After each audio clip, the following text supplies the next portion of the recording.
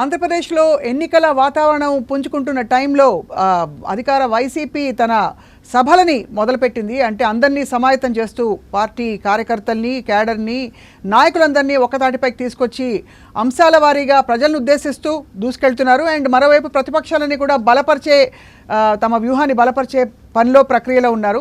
ఇప్పుడు జరుగుతున్న పరిస్థితులపై మనం మాట్లాడబోతున్నాం. మనతో పాటు ప్రముఖ రాజకీయ విశ్లేషకులు, అందరికీ సుపరిచితులు చింతా రాజశేఖర్ గారు ప్రస్తుతం సాక్షి స్టూడియోస్లో ఉన్నారు. రాజశేఖర్ గారు నమస్కారం అండి. నాగబాబు గారు లేటెస్ట్ ట్వీట్స్ చూసారా?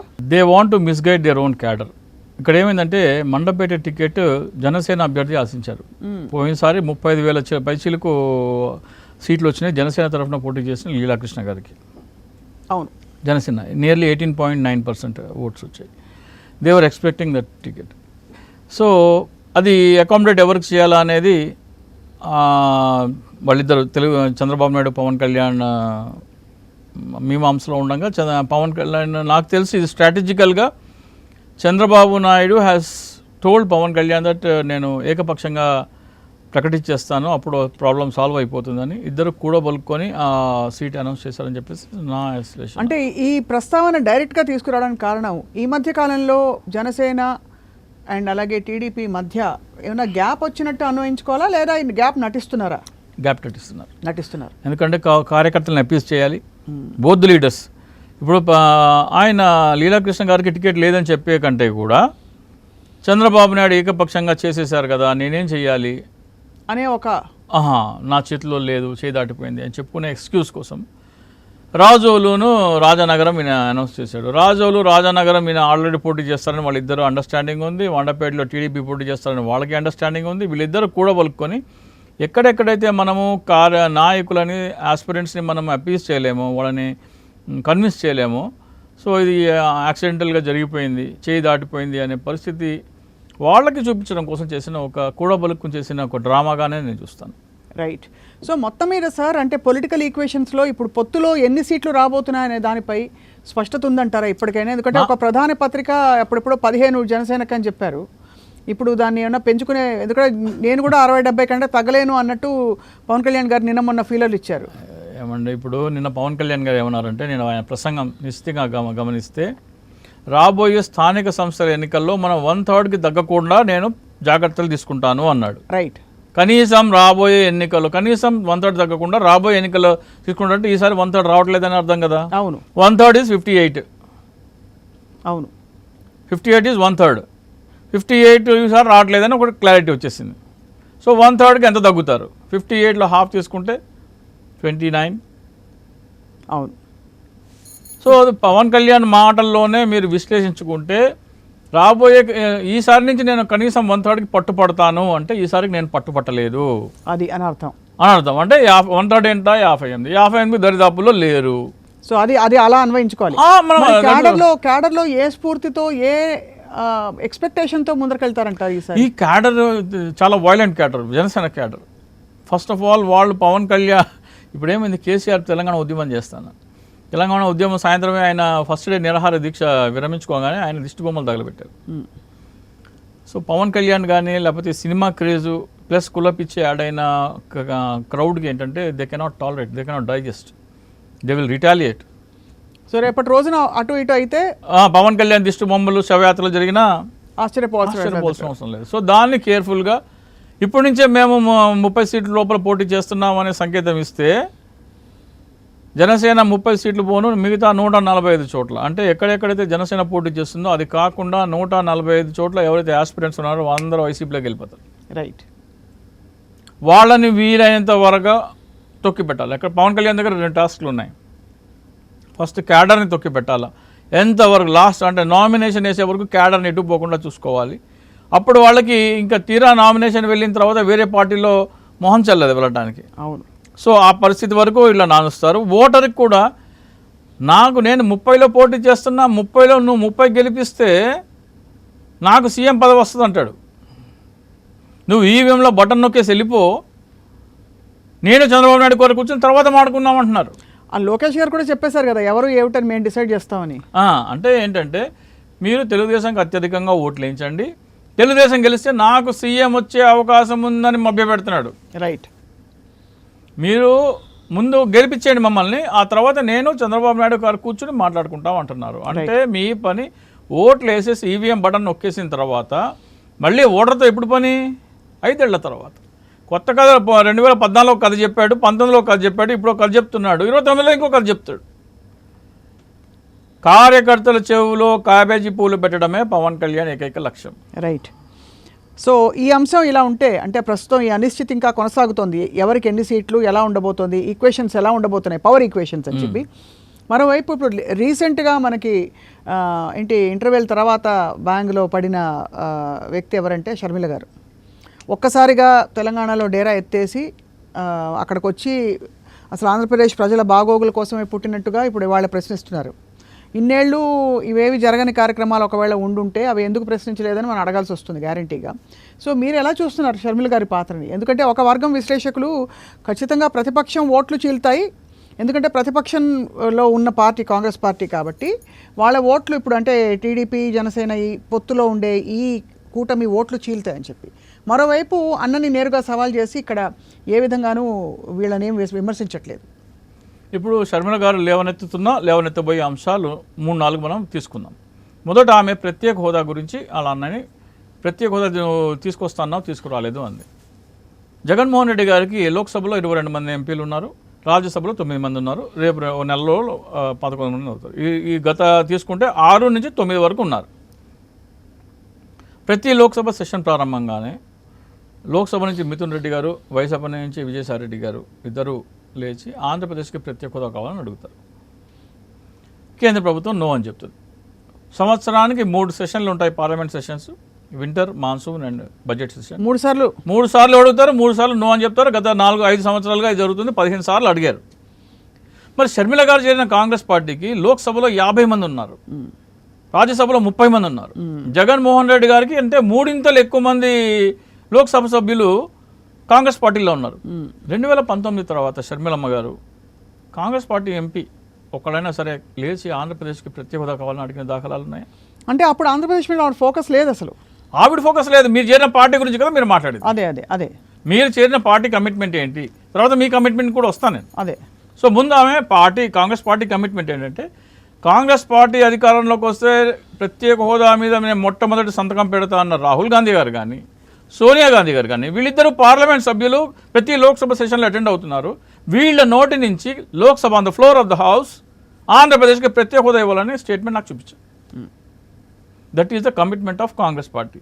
When compared to commitment of YCP 15 సార్లు అంశాలు లేవనెత్తినట్టు, ఉభయ సభలో కలిపితే 30 సార్లు ప్రత్యేక హోదా అంశం లేవనెత్తిన వైసీపీకి ఒక్కసారి కూడా నోరు విప్పని కాంగ్రెస్ పార్టీకి మధ్యలో ఉన్న వ్యత్యాసం. అండ్ ఇంకోటి, జగన్మోహన్ రెడ్డి గారు కేటగారికల్ గా మేము ప్రయత్నం చేస్తున్నాం కానీ అక్కడి నుంచి చెప్తానే మభ్యపెట్టి లాగే విషయాన్ని చెప్పలేదు. లేదు, అంటే on the floor of the house కూడా వాళ్ళ బిహేవియర్ ఏంటి, అదే just silent or just misleading people అనేది చూడాలి మనం. So it is visibly practically visible on ground. Correct. So when compared to Congress party, none of your Congress MPs nor your Rahul Gandhi nor your Sonia Gandhi ji, they never uttered about special category status for Andhra Pradesh, though they have been the members of the parliament for last many years. Yes. So now coming to YS Sharmila మెట్టినింటి కష్టాలు చూసి కళ్ళెమ్మంటే నీళ్లు కారిన షర్మిలమ్మకి మరి పుట్టింటి కష్టాలు చూసి ఎందుకు కన్నీళ్ళు రాలేదు? అప్పుడు గత 9 సంవత్సరాలుగా 9 సంవత్సరాలు 9 నెలలుగా ఆంధ్రప్రదేశ్కి ప్రత్యేక హోదా రాలేదని కళ్ళెమ్మటి నీళ్ళు రాలేదు, పోలవరం ప్రాజెక్టు పూర్తి కాలేదని రాలేదు, కడప ఉక్కు కర్మాగారం, వాళ్ళ సొంత జిల్లా కడప ఉక్కు కర్మాగారం గురించి, ఓడరేవుల గురించి, రైల్వే జోన్ గురించి, వెనుకబడిన జిల్లాల నిధుల గురించి ఏ ఒక్కరోజు కంట నీళ్ళు రాలేదు. ఈ రోజున అకస్మాత్తుగా పోలవరం గేట్లు తెరిచినట్టు కళ్ళెమ్మటి నీళ్ళు వచ్చేస్తున్నాయేంటి? ఇక్కడ షర్మిల గారికి నాకు చిన్న అడ్వైస్ ఇద్దాం అనుకుంటా. మీరు రాష్ట్ర ప్రయోజనాల కోసం, రాష్ట్ర ప్రజల కోసం పోరాటం చేస్తే మీరు బలపడతారు, కాంగ్రెస్ పార్టీ బలపడుతుంది. మీరు చంద్రబాబు నాయుడు కోసం పోరాటం చేస్తే మీరు బలహీనపడతారు, ప్రజలు మిమ్మల్ని రిజెక్ట్ చేస్తారు. ఒక విధంగా చెప్పాలనుకుంటే విరక్తి చెందుతారు, అసహించుకుంటారు కూడా. ఎందుకంటారు అంత తీవ్రమైన మాట? ఎందుకంటే ఆమె ఏమంటున్నారు, 3 రాజధానులు కడతాన్న జగన్మోహన్ రెడ్డి ఒక రాజధాని కూడా కట్టలేదు అంటున్నారు. షర్మిలమ్మ గారు 3 రాజధానులు కడతాన్న ప్రపోజల్ జగన్మోహన్ రెడ్డి గారు పెట్టగానే 3 రాజధానులు కట్టడానికి వీలు లేదని కోర్టుకు వెళ్ళింది ఎవరు? 3 రాజధానులు కట్టకపోవడానికి కారణం ఎవరు? జగన్మోహన్ రెడ్డియా? కట్టడానికి వీలు లేదని కోర్టు ఆర్డర్ తెచ్చుకున్న వాళ్ళదా? కానీ అలా అని డెవలప్మెంట్ ఆపలేదు కదా. 3 రాజధానులు వన్ బై వన్ వద్దాం. 3 రాజధానులకు అడ్డంకి ఎవరు? చంద్రబాబు. మీరు ఆ క్వశ్చన్ అడగాల్సింది 3 రాజధానులు కడతామని మా అన్నయ్య అంటే మీరు కట్టకుండా కోర్టుకి ఎందుకు వెళ్ళారని అడగాలి కదా. అమ్మాయి జగన్మోహన్ రెడ్డి మీద ఎట్లా అంటది? పోలవరం గురించి, పోలవరం జగన్మోహన్ రెడ్డి గారు వచ్చిన మొదటి 2 సంవత్సరాలు కరోనా వరద వల్ల డయాఫ్రమ్ వాల్ దెబ్బతిన్నది. So there are technical reasons why it is being delayed. అవును, మీరు ప్రత్యేక హోదాలో మీ పాత్ర లేదు, కాంగ్రెస్ పార్టీ పాత్ర లేదు. So you have no right to morally to question Jaganmohan Reddy who has been constantly asking special category status. మీరు 3 రాజధానుల ప్రకటన అన్నారు, దాంట్లో మీ అడ్డుపడింది మీరు ఎవరికైతే వెళ్ళి బొకేలు ఇచ్చారో, ఎవరికైతే వెళ్ళి కలిసారో వాళ్ళని మీరు క్వశ్చన్ చేయకుండా జగన్మోహన్ రెడ్డి గారు 3 రాజధానులు కడతానంటే చంద్రబాబు నాయుడు గారు మీరు ఎందుకు కోర్టుకు వెళ్ళారు, మీరు ఎందుకు అడ్డుపడ్డారు, మీరు అడ్డుపడటం వల్లే కదా 3 రాజధానులు ఆగిపోయినాయని చంద్రబాబు నాయుడు అడగాల. Correct. So this is where we are not able to communicate to people. So Sharmila గారు కూడా ముందు ఒక విజన్, ఒక విజ్ఞతతో ఆలోచించాలి. స్క్రిప్ట్ చదివితే కరెక్ట్ కాదు. Your speeches are more or less verbatim of Chandrababu Naidu speeches. Please stop that. Use your own wisdom. అంటే the loyalty she showing towards the Congress party, దాన్ని ఎలా అర్థం చేసుకుంటున్నారు? She is more loyal to Chandrababu Naidu than Congress party. Congress party is aggressive on Modi, వేరే Sharmila is aggressive on Jaganmohan Reddy. Jaganmohan Reddy గారి మీద పోరాడినంత వరకు షర్మిల గారికి, కాంగ్రెస్ పార్టీకి వీసమెత్తు ప్రయోజనం ఉండదు. నరేంద్ర మోడీ మీద ఆంధ్రప్రదేశ్కి ఇస్తున్న ప్రత్యేక హోదా ఏంటి, దాని పోరాటాలు ఏంటి, మీరు చేయండి. ప్రత్యేక హోదా సాధించడం కోసం కాంగ్రెస్ పార్టీ పోరాటాలు ఏమైనా చేస్తుందా, కేవలం ప్రకటనలకే పరిమితం అవుతుందా, ప్రజలను కన్విన్స్ చేయడానికి ఏమైనా కార్యక్రమాలు చేస్తుందా? వాట్ ఈస్ చెప్పండి. అంటే ఇప్పుడు కాంగ్రెస్ నాయకులు వాళ్ళ వద్దకు వెళ్ళి కలవడం అన్నది జరుగుతుంది కదా. ఎవరి వద్దకి? షర్మిల గారు వాళ్ళతో కలిసి చేస్తున్నారు. అంటే వాళ్ళని వెళ్ళి కలిసి మరి ఇంటింటికి వెళ్ళి పాత కాంగ్రెస్ నాయకుల్ని పరామర్శిస్తున్నారు. సో ఇన్స్టెడ్ ఆఫ్ షర్మిల గారు, instead of attacking YS Jaganmohan Reddy, should attack Modi. She will get more popularity. But how do you think the old Congress, previous Congress leaders see Sharmila garu? ఎందుకంటే ఒక రాజకీయ నేపథ్యం, కనీసం జగన్మోహన్ రెడ్డి గారు ఒక పార్లమెంట్ సభ్యుడిగా ఉండి, ఒక అనుభవం ఉండి, ఒక పొలిటికల్ సీన్లో ఆయన ఉన్నారు. ఇక్కడ పొలిటికల్ సీన్లో లేని షర్మిల గారు ఒక్కసారిగా ఇప్పుడు ఏపీపీసీసీ అధ్యక్షురాలు అయిన తర్వాత సీనియర్లందరూ ఏం ఫీల్ అవుతూ ఉండొచ్చు? అంటే ఒక విధంగా చెప్పాలంటే she is a boost to Congress party of Andhra Pradesh. Congress పార్టీలో ప్రస్తుతం ఉన్న ఫేసెస్ కంటే కూడా she is more attractive face and more calibre ఉన్న వ్యక్తిత్వం కూడా. She is dynamic, no doubt about it. She is vocal, no doubt about it. But where should she question why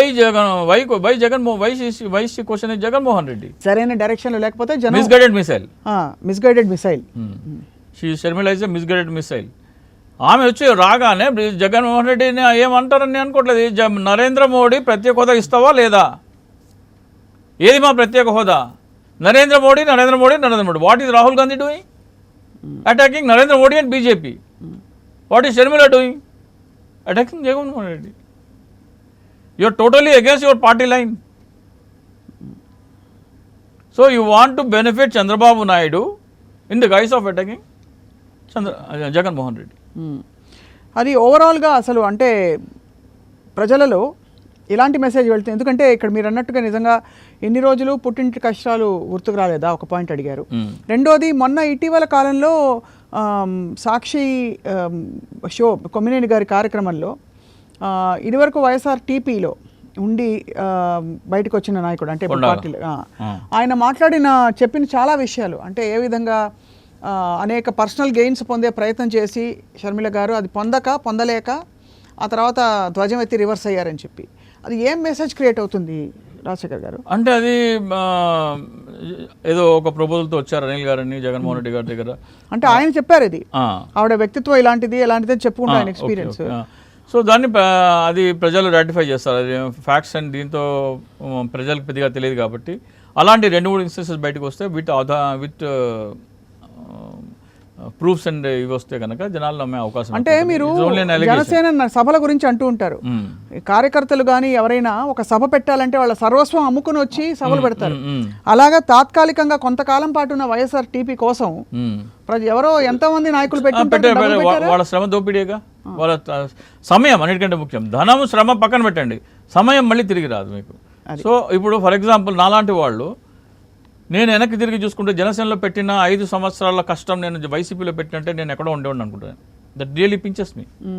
అంటే అక్కడ ఫలితం లేని కష్టం, ఇక్కడ కూడా ఫలితం లేని కష్టం వైఎస్ఆర్టీపీలో జరిగింది. ఇప్పుడు అదే పరంపరని కొనసాగిస్తూ ఇప్పుడు సడన్గా ఉన్నపళంగా ఎంత కాంగ్రెస్ పార్టీ పెద్ద పార్టీ అయినా కూడా ఏపీలో ఇంతవరకు రెలవెన్స్ ప్రెజెన్స్ చాలా తక్కువగా ఉన్న వ్యక్తులు వెళ్ళి ఒక్కసారిగా నేను రాష్ట్రం కోసం పరితపించి రాత్రి కల్లో వచ్చిందని చెప్తే నమ్ముతారా?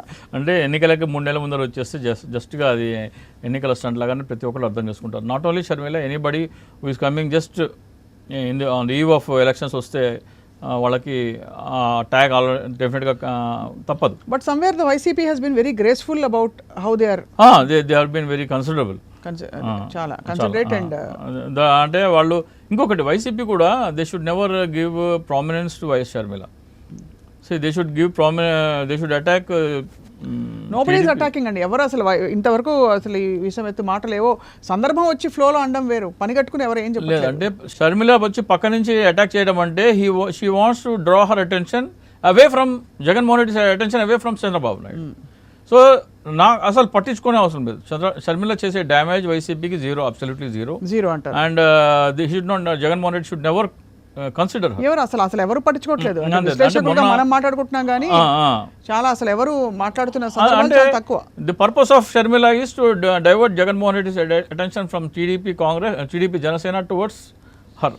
బట్ వీళ్ళని గెలిపించడానికి ఆవిడ వచ్చిందని చెప్తున్నారు. మరి అవును, let her do her own trials. మీరు అంటున్నారు కదా, వాళ్ళ మీద నుంచి ఫోకస్ వెళ్ళిపోతే ఎలా?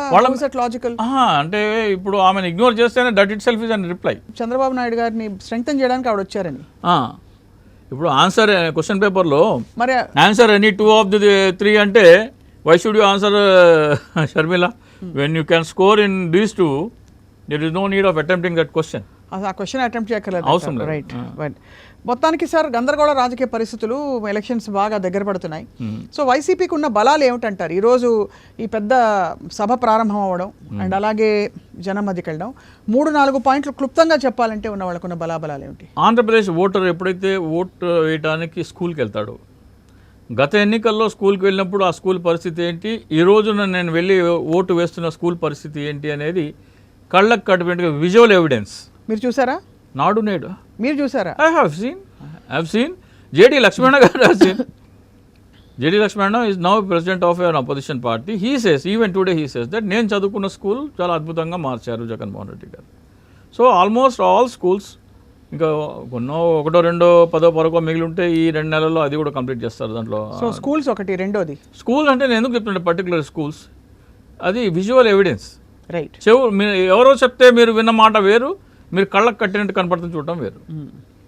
2 గ్రామాల్లో ఉన్న గ్రామ సచివాలయాలు కానీ, లేకపోతే ఆరోగ్య కేంద్రాలు కానీ, ప్రాథమిక ఆరోగ్య కేంద్రాలు కానీ, ఇవన్నీ మీకు కళ్ళకు కనపడుతున్న డెవలప్మెంట్ అంటే ఉమ్మడి ఆంధ్రప్రదేశ్లో hi tech city, Madhapur, Banjara Hills అది కాదు డెవలప్మెంట్ అంటే మొత్తం సమగ్ర రాష్ట్రం ఒకేసారి మెల్లిగా అవ్వచ్చు. కానీ మీరేమంటున్నారంటే మొత్తము ఒక పిల్లర్, ఒక టవర్ కట్టేసేసి అదే డెవలప్మెంట్ అని చూపిస్తే మిగతా అంతా స్లమ్స్లో ఉంచేస్తే అట్లా కాదు.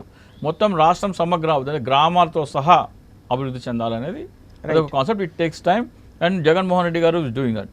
అండ్ ఎడ్యుకేషన్, మీ పిల్లల కళ్ళలో ఉన్న కాన్ఫిడెన్స్, గ్రామాల్లో ప్రభుత్వ పాఠశాలల్లో పిల్లల కళ్ళల్లో ఉన్న కాన్ఫిడెన్స్. అవును, పాఠశాలలు ఎలాగో అయింది. విద్య కాకుండా ఇంకా పాయింట్లు చెప్పండి సార్. విద్య, ఆరోగ్యం, ఫ్యామిలీ డాక్టర్ అంటే ఇంతకుముందు ఫ్యామిలీ డాక్టర్ ఆచరణ లెవెల్లో జనం జీవితాలని ఇంపాక్ట్ చేసిన విషయాల గురించి అడుగుతున్నాను. అదే విద్యా వైద్యం రెండు ఇంపాక్ట్ చేశారు. ఇక్కడ మెయిన్ థింగ్ ఏంటంటే జగన్మోహన్ రెడ్డి గారు 5 సంవత్సరాల పరిపాలన అంటూ ఉంటారు. I give him only 3 years. 2 years కరోనాలో పోయింది. That discount he has to get. ఆ 2 సంవత్సరాలు కరోనా లేకపోయినంటే మరింత అభివృద్ధి మనకి కళ్ళ కట్టినట్టు కనపడేది. రైట్. చింతా రాజశేఖర్ గారు, రోజుకి వేగంగా మారుతున్నాయి. ఒకటి, మనం ఇవాళ పొత్తుల గురించి మాట్లాడాం, షర్మిల గారి పాత్ర గురించి మాట్లాడాం, అలాగే అధికార పార్టీకి ఉండే అడ్వాంటేజెస్, అంటే ఏ ధీమాతో ముందరకెళ్ళి మేము గెలుస్తామని చెప్పి వాళ్ళ సభలు మొదలుపెట్టారో వాటి గురించి మాట్లాడాం. వేచి చూద్దాం సార్. ప్రజలు విజ్ఞులు, ఎప్పటికప్పుడు వాళ్ళు సరైన తీర్పును సరైన విశ్లేషణని కూడా ఇస్తూ కూడా ఇప్పుడు సోషల్ మీడియా పుణ్యమా అని చెప్పి ముందరకెళ్తాం. ధన్యవాదాలు సార్. నమస్కారం. Thank you. నమస్తే.